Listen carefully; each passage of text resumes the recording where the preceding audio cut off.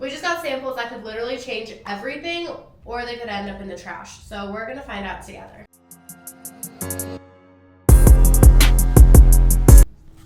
If these brown lashes are plasticky, we're gonna have issues. We're gonna be pissed. No plastic lashes. Welcome to Behind the Brilliance. I'm Danielle. I'm Ashtyn. And today we are testing products live to let you know if these samples are gonna make it to the Brilliant line or they're gonna make it to the trash. We have no idea if these products are gonna be good or terrible, so let's find out together. Woo woo. Okay, let's start with brown lashes. Okay, so why don't I have my lovely, beautiful assistant load these onto the palette?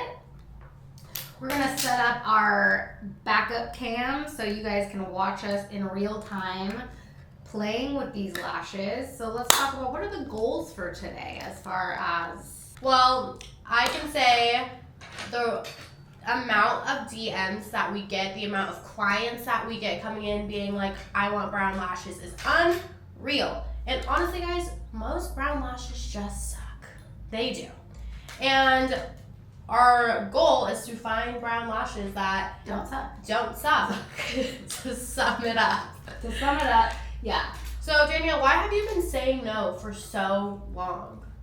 Well, and this applies to all colored lashes. So the reason why Brilliant has never carried colored lashes at all is because, simply said, they're never good enough quality. Most colored lashes are always made not thin enough, first of all. Usually they come in a 0.05 or a 0.07 thickness, which is a thickness that I just can't work with volume. I mean, I can if I had to, but they always feel plasticky. So we were looking for a company that can provide not only 0.03 diameter, but also a 0.03 diameter that fans to our expectations. So I actually reached out to quite a few manufacturers. The manufacturer that I deal with for our black lashes simply just could not provide the quality that I was looking for with brown.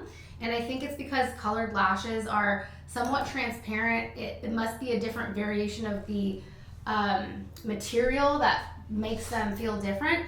So I'm looking for, what are you looking for? A spoolie. Oh, we need a spoolie. Why don't you go grab a spoolie? And I need to make sure this doesn't fall over. So Danielle, what makes a good brown lash? I would say, well, first of all, another thing, color. So that was another thing that I was looking for while shopping for a manufacturer. Some manufacturers of lashes literally offer 2 or 3 shades and they're just not the right shades. Some manufacturers offer a lot. So we are excited that this one at least has a couple of good warm and cool shade browns. Because I do think that if you're really seriously using brown lashes, it's another layer of proper styling that's going to come into play as far as choosing the right shade that is going to match the client's skin tone. Wait, these kind of look like they're soft. Oh. And I love it because Ashtyn is very much a stickler. Like, I'm almost like too nice. We've got a reddish tone. We've got a cooler brown. Warm brown. A cooler light brown, and then a dark brown, which I think is a good variety to start with. Already just looking at these though, I don't like this one. Why does it look green? Okay, fair enough. We don't like the color of that one, but then these two, yeah. So yeah. Shade, I know, an important aspect. It is. Okay, so we don't have to go with all of the colors, but we did put them out. So yes. All right. Is it me first? You made me go first last time. Okay. I'm fanning these brown lashes. Actually, I'm gonna touch them first. Okay, we want the Ashtyn touch test first. They're not as soft as soft line, but they definitely are soft. Like, okay. These are the softest brown lashes I've ever touched. True, right. Those are soft. They're pretty soft. But the fanning quality is what's gonna really show us. Okay, I'm fanning these for the very first time. If they suck, I'm not gonna be nice. She's gonna keep it real. We love Ashtyn for that. I love somebody who keeps it real. I can't say enough how recently... Maybe this isn't the time.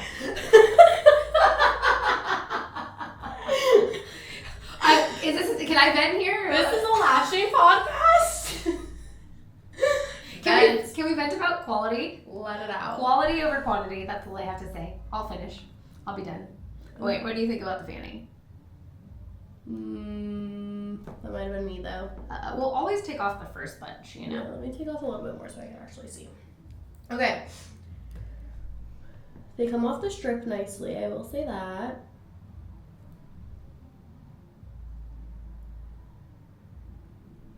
They're fanning.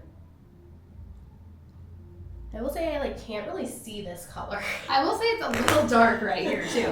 I can't see the color. I'm taking over. I'm gonna pull off this section. Each fanning method calls for different methods, but for my fanning method, I always have to pull off like the first chunk of the strip. So let's see. Also, ooh. Yeah, they wait fan. a minute. I think I could do this. I'll go to a darker one so that you can see it on the screen better. I'm not sure how this is translating. I'll make sure we're focused there. I think these are a contender. We have a contender. Brown lashes. Okay. Okay.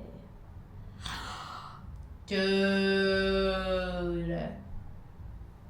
Wait. She wants to try. These ones are hard to fan. I think it's because like I can't see it because of the strip. The strip and the lashes are the same color. Yeah, so that made that a little bit tricky. Wait. Are we happy? We should let our customer who's coming to pick up our order try. Yeah. Yeah. Okay. All right. Okay. Should we interview our customer and have her come sit down and be like, so, you placed a big order. You must really like Brilliance. Wait. They're really soft too. And these are C's, which they're actually kind of curly looking to me. We also got samples of C, C, and D, but I put those on reserve, figuring you might want to actually use them. How do you feel? They're fanning really good. And you did just recently buy some brown lashes, didn't you? Or did you use them? Oh, you haven't used them yet. Not. All right. Well, she had to buy brown lashes because Brilliant didn't have any. But guess what? We might have some now. So, brown lashes, pass the test. I'm excited. If you're here at our live right now and you want to sample these, I can see about getting you a sample. We're always looking for honest, brilliant babes that want to contribute to the cause. Yeah. All right, let's move on. So, we sponsor trainings by offering custom kits for their lash trainings. And one of the things that we have never carried is a rechargeable fan. So, I needed to know if we could find one. I don't know why, but I'm just so particular about the way things look. So, I want your opinion, first of all, on how it looks. Yeah. I mean, honestly. So, it's not like it's super special. I kind of Nothing wish I had super a bigger special. handle. You want a bigger handle. Sorry, I was like looking for something petite because sometimes when they're big, they're just big. I like the one that Mike has. Okay, so you want to go grab Mike's? It's very large. No, it's fine. We don't need to go grab it. Okay, so basically, this isn't aesthetically what you're going to, but you like the one that Mike has. I like that it's big. You like a large fan. Because I feel like with the large fan, if I'm like fanning somebody's eyes, like it's like covering most of their face. This isn't seem functional. Let's test it out. Is there speeds?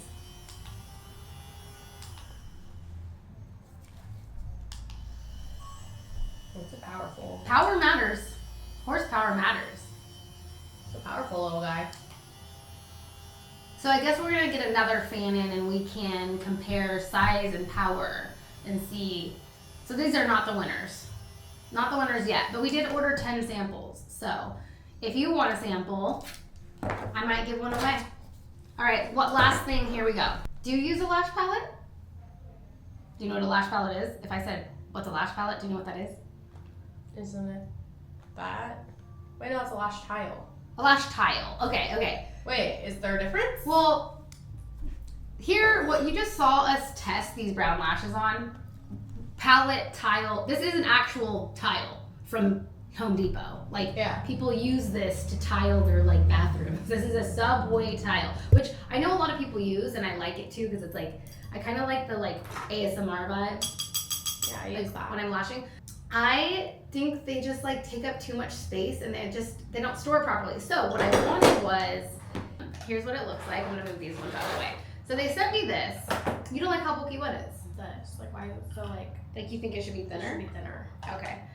That's true. I was imagining that it would kind of stay snapped together. I don't like that it just like falls apart. Although it would make more sense to stack these on top of each other because right now my tiles like this, I have to spread them out in my drawer and it's like really weird. Plus, I'm not sure that's the best to keep them exposed to air and things like that. So not impressed with the quality here. So you think this is too thick? I wish that it was like open, like it either magnetizes to it and then it stays together like that, or it even just like opens like this. But then even then, this would kind of get in your way lashing. So I kind of wish it would like. Because I feel like if this was mine, I would like try to pick it up like that. Right. I just feel like this is not functional. No. So what's interesting is they did send this other sample. So it's like this this big book opening thing that I didn't really like at first, but I actually, side note, liked the feel of this palette or tile or whatever. I like that it's heavier. Like, let's just see what this one feels like by itself. I kind of really like this one. Okay, so you're liking this one. Why? I feel like it like feels, maybe because I'm used to it being up and elevated like this, so that's kind of what this feels because it's elevated. Oh, you feel this like is completely flat. You're like the same though. But you feel like maybe that edge gives you a little bit of an elevation. Yeah. Okay. That I'm used to because I use the okay. tiles. Well, I'm guessing this is actually meant to be stored like that. I like that. You like this? Yeah. I didn't think I'd like that at first, but I like it too. No, I like it's that. like you throw it in, and then if you had multiple of these, you could just kind of like slide them in on top of each other. So you're into it? I like that. Okay. And it's like easier to travel with, although it'd probably be better if it kind of did stay closed, but you travel sometimes, right? Yeah. That's not good. I guess you could throw Velcro if you really wanted to on the back. But I also wonder, I'm kind of curious how many people have ever tried a lash box. So what Brilliant had like 10 years ago was we had a box, we actually had palettes very close to these, and they would slide in and out, and you'd have 10 of them, and then they'd close. And so that, to me, I liked that because it was like you have your C's 0.03, your C 0.05, your D 0.03, and you could have them all kind of like in a little catalog.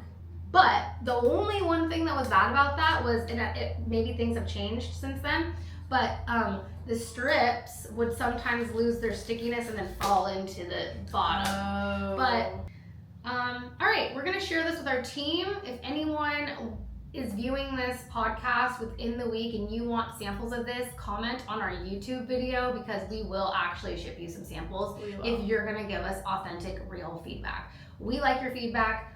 Teamwork makes the dream work. Catch us every Tuesday on YouTube.